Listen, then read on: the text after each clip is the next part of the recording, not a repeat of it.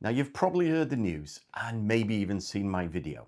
And that is Ryanair is ditching paper boarding passes and they're pushing you onto their smartphone app.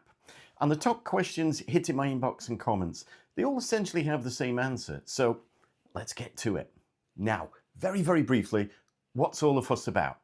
As of the 12th of November, Ryanair, as I said, are no longer going to accept any printed boarding passes from you because they want you to use their app.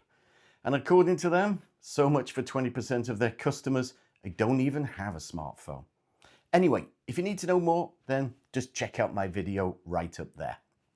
So the top question I'm getting is this: what happens if you don't have a smartphone, or if you do, you don't even want to use their app? Well, the good news is that you can still fly, but you must do the following.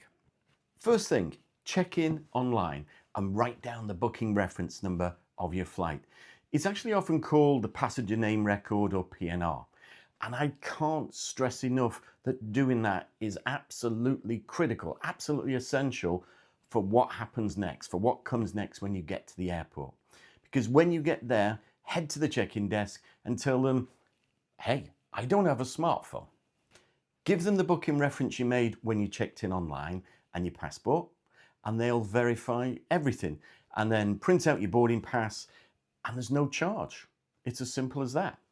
But you say, what happens, for instance, if your phone is lost, or it's stolen, it's broken, it dies on you, or even there's no Wi-Fi or phone signal?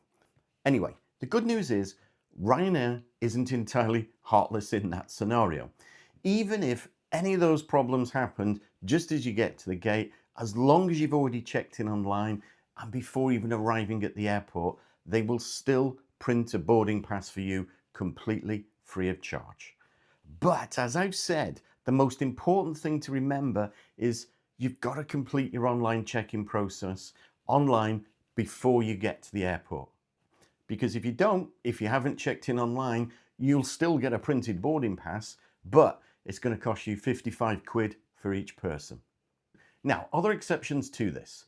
Yeah, there are, but they're not what you may think.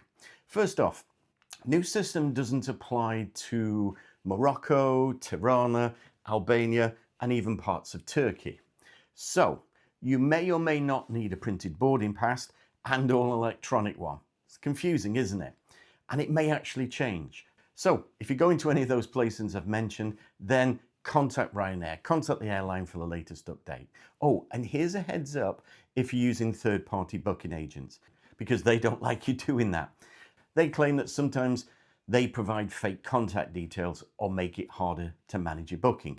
Okay, make of that what you will, but the best advice really to avoid any problems, including having to pay out 55 quid per person for each boarding pass, always try to book directly through Ryanair's own website or app.